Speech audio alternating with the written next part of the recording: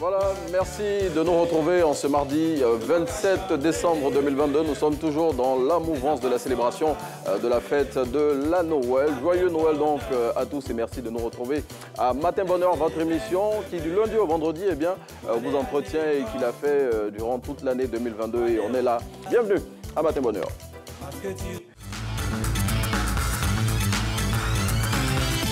On vous emmène dans la sous-préfecture de Sassandra à la découverte de Gapé. Gapé qui est un village de près de 1000 habitants situé, donc on l'a dit, dans la sous-préfecture de Sassandra qui se trouve par la côtière en venant de la ville de Sassandra juste après donc cette ville de Sassandra, Gapé qui est une forte zone de production d'attiéké. L'attiéké qui fait partie de l'un des aliments de base de cette zone de la Côte d'Ivoire, en tout cas toutes les populations de cette zone de la Côte d'Ivoire, du Boclé, produisent énormément d'attiéké. Et quand vous arrivez à Gapé, c'est avec du crabe fait à la vapeur et accompagné de piment et de l'attiéké qu'on vous dit bonjour le matin. En tout cas, c'est la particularité au niveau des populations de ce village pour souhaiter la bienvenue à tous les étrangers qui leur rendent visite. Et Gapé, qui est un village qui a un relief très plat, c'est l'une des particularités aussi de ce village, ne dispose pour le moment ni d'eau courante ni d'électricité, mais voilà, ça n'entame en rien la joie de vivre des populations de ce beau village qui est très accueillant, village qui a un sol hyper fertile pour tout ce qui est fruits. Et donc, selon les populations de Gapé, tout ce que vous plantez là-bas comme fruit, peu importe la nature du fruit, eh bien ça pousse et ça pousse en grande abondance. On voudrait dire bonjour aux populations de Gapé et à tous les villages voisins de Gapé, villages voisins parmi lesquels on voudrait citer Nani, Kokuidou, Kolas, Lipoyo, Arokpa, Coco-Plage, Broguier ou encore 6 kilos. Merci à toutes les populations de la Côte d'Ivoire entière et à toutes celles de la Côte d'Ivoire profonde. Et je voudrais dire merci particulièrement à M. Ziké, qui réside quelque part dans le Boclé, grâce à qui nous avons les informations cette semaine sur sa région. Allez, à présent, on va retrouver notre très cher Didier Assoumou, rédacteur en chef de l'Infodrome, et avec lui, c'est l'intégrale de la revue de presse.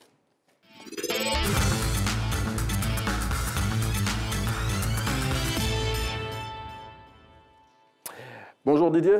Bonjour Renaud. Très heureux de vous retrouver après le week-end de Noël. J'espère que ça s'est bien passé. Très bien, c'est un plaisir partagé. Allez, avec vous aujourd'hui, on démarre avec Abidjan.net qui fait état de la cérémonie d'ouverture officielle du CHR de Mans. CHR de Mans qui a une capacité de 110 lits et cette cérémonie s'est tenue en fin de semaine dernière. Effectivement, lancé le 24 octobre 2019 par l'ex-premier ministre Amadou Gon Coulibaly, c'est finalement ce jeudi 22 décembre que le premier ministre Patrick Achi a procédé donc à l'inauguration de ce centre hospitalier régional d'une capacité de 110 lits, 15 services, 3 blocs opératoires, un centre de dialyse et un dépôt régional de la nouvelle pharmacie de la santé publique. Ce centre est bâti sur plus de 10 000 hectares pour un coût total de 28 milliards de francs CFA, dont 8 milliards pour les équipements. C'est un site de soins exceptionnel, a déclaré le Premier ministre, et ce centre de santé bénéficiera donc à toute la population de la région du Tonki qui est estimée à plus de 1 500 000 personnes. Et ce centre hospitalier régional, comme tous les autres centres de ce genre qui sont en train d'ouvrir dans toute la Côte d'Ivoire, a été possible, sa réalisation a été possible grâce au programme hospitalier du gouvernement de Côte d'Ivoire. On le rappelle, Didier, programme dont l'objectif est de rapprocher les services sanitaires des populations. Absolument. Le moins qu'on puisse dire, c'est qu'avec ce centre régional du Tonki, c'est une véritable bouffée d'oxygène pour les populations de cette région qui, disons-le tout net, est située à environ 700 km de la capitale ivoirienne. Bon, Didier, on continue avec les inaugurations. Après le centre hospitalier régional de Mans, le Premier ministre a inauguré une autre infrastructure et celle-là, c'est la zone industrielle d'Akoupé-Zeudji au PK24. On peut le dire, pas de répit pour le Premier ministre Patrick Achi après l'inauguration du centre hospitalier régional ce 22 décembre. Ce 23 décembre, il a également inauguré à la zone industrielle d'Akoupé-Zeudji une nouvelle parcelle de 361 hectares. Alors, Alors, il faut dire que donc, cette opération a été lancée à partir de 2022, en moins d'un an. Oui. C'est une réalité. À cette occasion, le Premier ministre Patrick Achi a invité les investisseurs à profiter des opportunités d'un gouvernement pro-business, pour employer lui-même ces termes. Alors, à terme, c'est plus de 1000 hectares qui doivent être mis à disposition des entreprises qui veulent s'installer en Côte d'Ivoire. Et à long terme, c'est Yamoussoukro, Bonoa, Korogo et Bondoukou qui bénéficieront donc de zones industrielles dans leur ville. Et puis, ça va permettre de désengorger la zone industrielle d'Abidjan et puis rapprocher toutes ces entreprises qui vont s'y installer des populations pour éviter les fortes migrations de populations vers le district d'Abidjan. Alors, il faut dire que ce projet va coûter à l'État de Côte d'Ivoire 475 milliards d'investissements pour produire environ 10 000 emplois nets.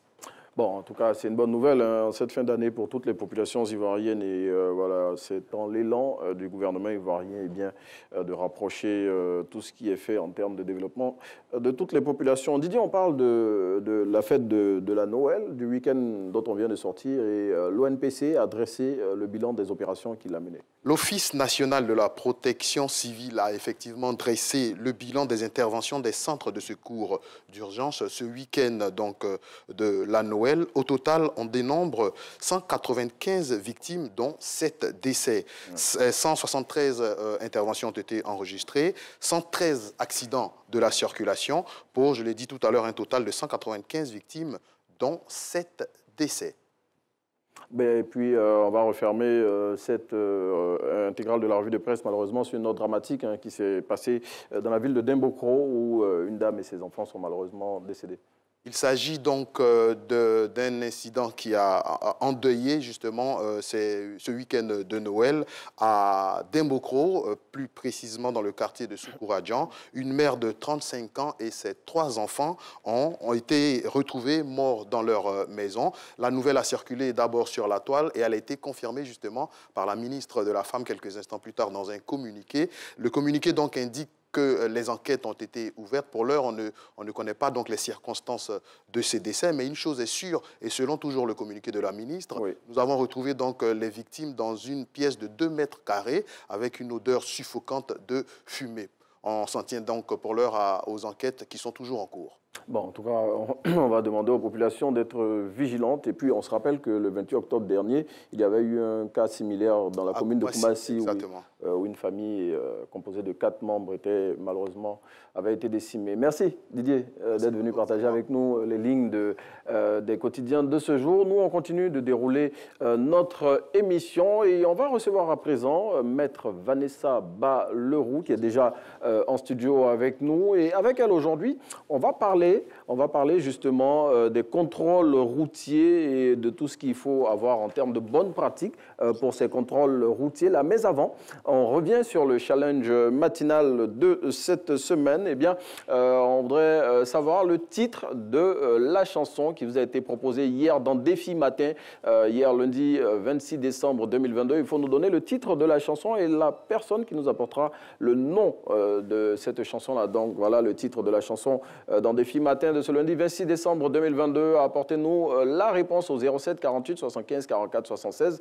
Je tiens à rappeler que c'est la personne qui apporte la bonne réponse en premier, qui remporte le challenge matinal. On va se tenir debout pour accueillir Maître Vanessa Ba-Leroux. Maître Vanessa Ba-Leroux avec qui on parle de sujets de droit qui arrivent maintenant. Bonne arrivée, Maître. Merci. On va s'installer. Merci. Et on prend langue avec elle juste après ceci.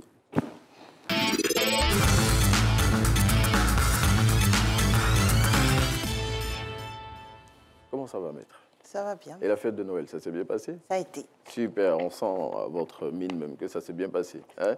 Allez, avec vous, c'est toujours les sujets de droit. Et aujourd'hui, on veut savoir qu'est-ce qu'il faut faire quand on est en proie à un contrôle routier. Quelles sont les bonnes pratiques? Déjà, un contrôle routier, c'est quoi, Maître? Il faut expliquer ça tranquillement à nos téléspectateurs. Alors, un contrôle routier, c'est une opération au cours de laquelle les forces de l'ordre... Oui. Parce qu'on voit souvent les policiers, mais ça peut être des gendarmes, ça peut être des douaniers.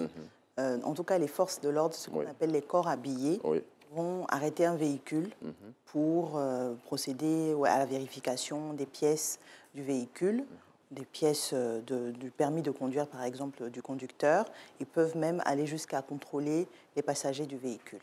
Donc les objectifs sont différents. Ça peut être un objectif juste de vérification dans le cadre d'une opération dans une localité ou bien dans un quartier donné, ou bien ça peut être avec des visées de police judiciaire où là, par contre, on cherche à découvrir des infractions ou des auteurs d'infractions.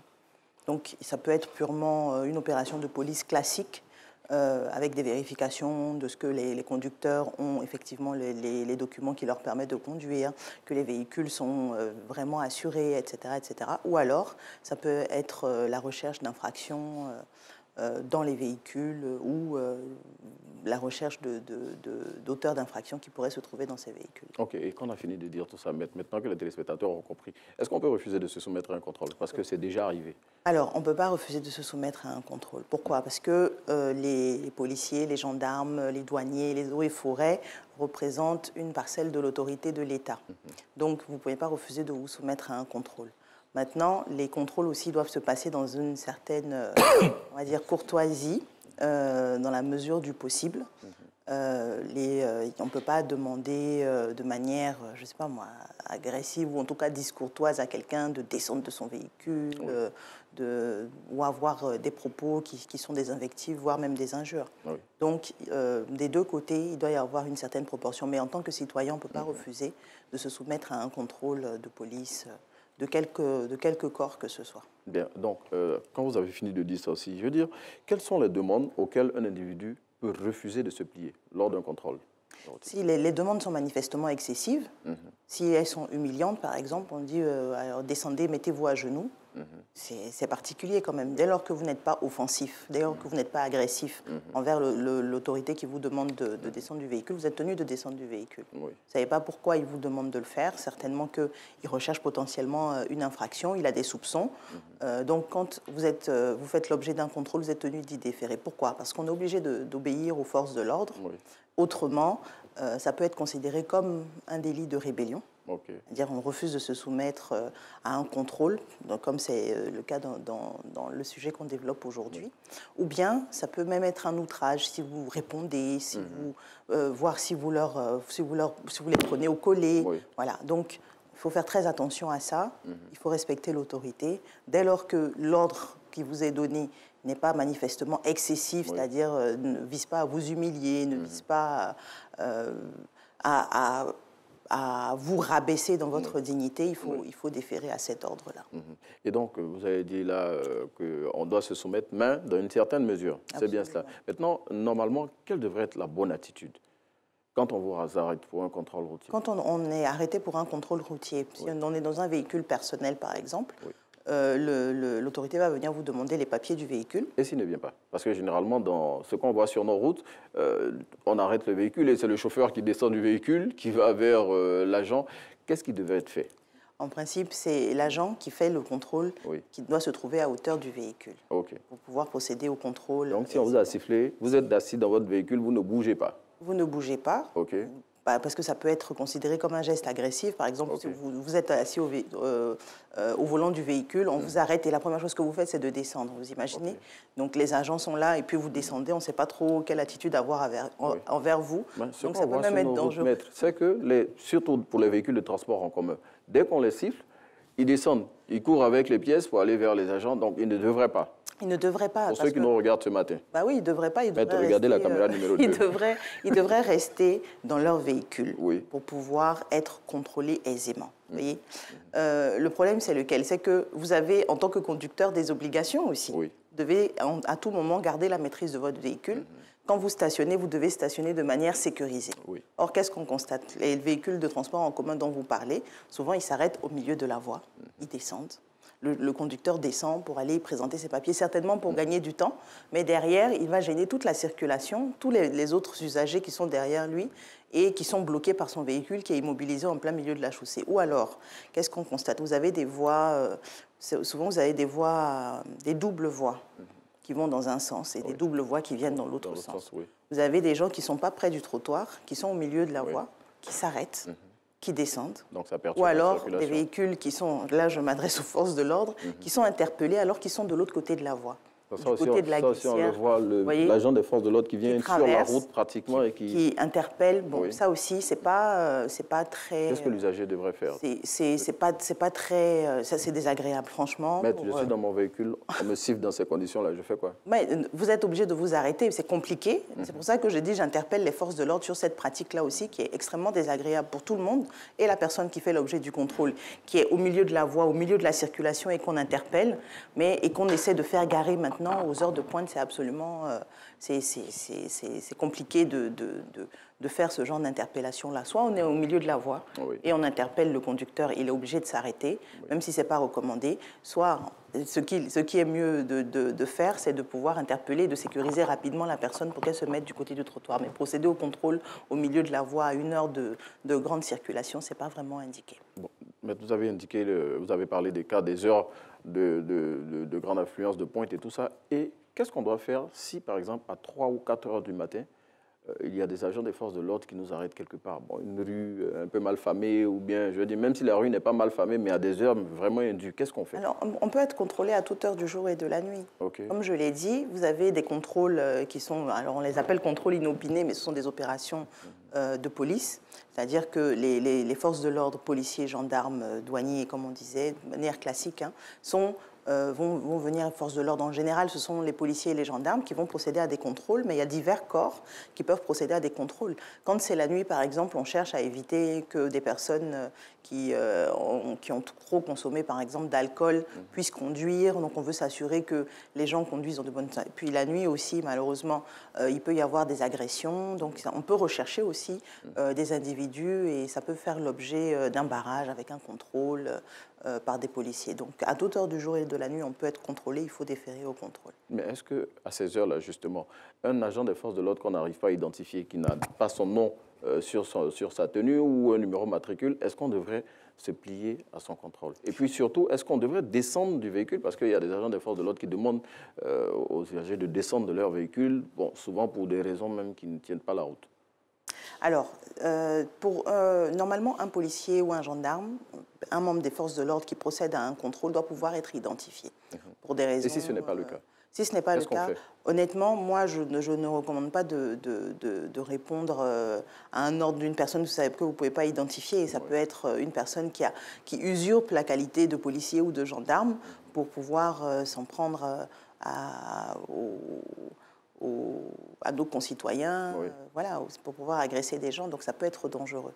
Mais en général, dans la majeure partie des cas, les policiers et les gendarmes sont facilement identifiables. Vous avez même des services au niveau de la police nationale qui sont identifiables par leur chasuble fluo jaune et avec le nom du service derrière. Bon, c'est vrai que l'identification de l'agent lui-même est compliquée, mais bon, en principe, on peut savoir identifier un équipage. Si vous dites le lundi à 10h, j'ai été interpellé à tel carrefour, dans tel quartier, on identifie facilement parce qu'en général, ce sont les éléments du commissariat qui est compétent territorialement dans la zone qui vont intervenir pour les opérations de contrôle au niveau de contrôle routier.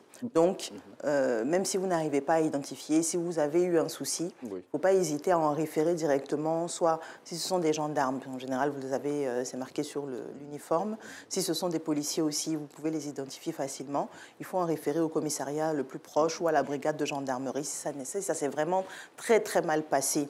Il faut tout faire pour garder son calme, respecter la loi, respecter les règles. En l'occurrence, le code de la route, parce que si vous passez à un feu rouge qu'on vous interpelle et que vous êtes de mauvaise humeur pour ça, vous n'aurez pas raison. En revanche, si on vous a fait quelque chose qui ne respecte pas la loi, si on vous a obligé à descendre de votre véhicule, on vous a obligé à vous mettre à genoux, à nager, je ne sais pas quoi. Donc, ce type de comportement-là, il ne faut pas hésiter à le reporter à la hiérarchie qui est très, comment on va dire ça, sensible à ce genre de retour-là et à ce genre de plainte-là. C'est toujours pris en charge. Maître, est-ce que pendant le contrôle routier, les agents des forces de l'ordre ont le droit de toucher les personnes qu'ils contrôlent? Bon, ça nous a été rapporté aussi, des femmes qui subissent des palpations, je ne sais pas qu'est-ce qu'on cherche, ou bien même des hommes aussi. Est-ce que les agents des forces de l'ordre ont le droit de le faire? Alors, comme je vous ai dit, on peut faire un simple contrôle dans, alors on va dire, ce qu'on appelle les contrôles de routine, mais vous pouvez aussi être dans une phase où vous êtes dans une phase d'opération de police judiciaire, là où on recherche une infraction, on recherche les auteurs d'une infraction. Oui. Donc, on peut imaginer qu'une palpation intervienne. Maintenant, les restrictions, c'est que si vous êtes une femme, se faire palper par un homme, ça ne va pas être possible. Oui. Donc, il faut absolument qu'il y ait une femme. Il faut qu'il y ait une femme qui puisse vous palper. Il faut que ça se passe en retrait, ça ne soit pas devant les gens. Donc, il y a des conditions, en fait, pour qu'une femme, notamment, soit fouillée. Si c'est un homme, bon, on peut imaginer, par exemple, que le policier dise « Bon, on recherche telle personne, on a eu tel signalement, on nous a demandé de contrôler les gens qu'on rencontre qui sont dans des véhicules de couleur noire. » On doit en être informé au préalable. Exactement. Oui. Vous avez le droit de demander « Mais pourquoi est-ce que vous m'interpellez ?» Ça, c'est la moindre des choses. Vous avez le droit de le demander. Et les policiers aussi, quand on demande le numéro de matricule, en général, c'est parce qu'on n'est pas content et que... on veut donner une suite au contrôle. Donc, en principe, vous êtes tenu de donner aussi l'information, puisque c'est pour ça que les noms figurent sur les barrettes et les numéros de matricule également. Bien. Et puis, maître, est-ce que les policiers, comme vous l'avez dit, est-ce qu'ils ont le droit de fouiller les véhicules sans mandat, même dans le cadre d'opérations inopinées? Est-ce que l'usager qui est en train d'être contrôlé, il peut demander qu'on lui présente un mandat qui lui donne le droit de fouiller dans leur véhicule? Alors, le terme de mandat en lui-même, il est un peu galvaudé. C'est un terme qui nous vient du système américain. C'est vrai que ça existe aussi dans notre système pénal. Bon, c'est la question que j'allais poser, si ça n'existait pas ici. Non, ça existe. Mais vous savez, c'est dans des circonstances particulières. Par exemple, une affaire où il y aurait une information judiciaire qui serait ouverte, où il y a un juge d'instruction qui est désigné. Le juge ne va pas délivrer un mandat, il va délivrer ce qu'on appelle une commission rogatoire. C'est la même chose. C'est un titre, c'est un document qu'il va faire et qui va autoriser les policiers à intervenir à tel endroit ou les gendarmes, non, ceux qu'ils désignent dans la zone qu'ils ont dans leur sphère de compétence, dans leur zone de compétence, et ils vont pouvoir procéder à ces opérations de contrôle-là. Mais ce à quoi vous faites allusion, ça s'appelle une perquisition. Donc la perquisition, elle ne peut pas intervenir sans autorisation d'un magistrat. Voilà. Donc, ça sera soit un juge d'instruction, si on est dans le cadre d'une information judiciaire. Si on est dans le cadre d'une enquête préliminaire, ça peut être ordonné par le procureur de la République. Maintenant, le véhicule, c'est comme le domicile. Hein, c'est un lieu, on va dire, privé. Donc, on ne peut pas le fouiller comme ça de manière... Mais, comme je vous ai dit, si on est dans le cadre d'une opération qui consiste à rechercher une infraction, à rechercher l'auteur d'une infraction, on peut être amené à contrôler sans mandat, sans mandat de perquisition. sans mandat de perquisition, si vous voulez. Donc, c'est une opération de contrôle, mais parce que l'objectif, c'est de rechercher une infraction, rechercher l'auteur d'une infraction. Donc, on peut le faire. Donc, c'est ou à titre de prévention, par exemple. Bon, moi, j'ai un petit souci avec les contrôles qui sont faits dans les supermarchés, par exemple, où on ouvre le coffre, dans le supermarché, c'est-à-dire? Ou dans les lieux qui reçoivent du public, où on ouvre le coffre. Bon, je trouve que c'est un peu intrusif. C'est un peu intrusif, parce que vous en avez qui plongent les mains dans le coffre et qui regardent. Bon, c'est particulier. Donc, c'est contrôle visuel, sauf pour les forces de l'ordre qui ont le droit de fouiller. OK. Maintenant, dites-moi, est-ce que pendant les contrôles routiers, est-ce que l'usager peut, s'il se sent, il sent qu'il n'est pas en sécurité, il peut filmer ce qui se passe pour le garder au cas où il aurait un problème? Est-ce que c'est possible de le faire? Alors, c'est une pratique qui, pour moi, me dérange un peu. Je ne suis pas très... je suis un peu dérangée par la pratique de filmer, mais en même temps, c'est ce qui permet de révéler des infractions ou des comportements totalement anormaux. J'ai cru lire une fois que le procureur militaire avait dit qu'on pouvait validé la pratique, mais ça sera vraiment au cas par cas. Si c'est pour dénoncer une infraction, un comportement qui peut être qualifié d'infraction, par exemple de la corruption, ça peut être utile. Ou alors des abus manifeste contre une personne. Donc, dans un objectif de preuve, ça peut être intéressant. Mais en dehors de ça, juste filmer pour dire, regardez, il est en train de dormir, ou alors, regardez, ça, c'est déconseillé. Ça, c'est déconseillé. En tout cas, merci, Maître Vanessa Ballereau, qui va venir avec nous. J'espère que vous avez bien noté tout ce que Maître a dit et que désormais, si vous êtes, vous êtes contrôlé quelque part par des agents des forces de l'ordre, vous saurez quoi faire. Bonjour à tous nos agents des forces de l'ordre. On n'était pas en train de vous, comme on le dit ici, en train de vous agresser ou vous attaquer, mais en tout cas, on loue tout ce que vous faites au quotidien pour la sécurité des populations. Maître Vanessa Ballereau, avant de conclure cette émission, la citation matinale, regardez la caméra numéro 2. D'accord. Alors, la courtoisie ne coûte rien, mais elle achète tout. Tellement bien dit, voilà, c'est sur ces mots qu'on va vous laisser aujourd'hui pour ce numéro de Matin Bonheur. On se retrouve demain matin à partir de 6h25 pour un autre numéro de votre émission. Bonne journée.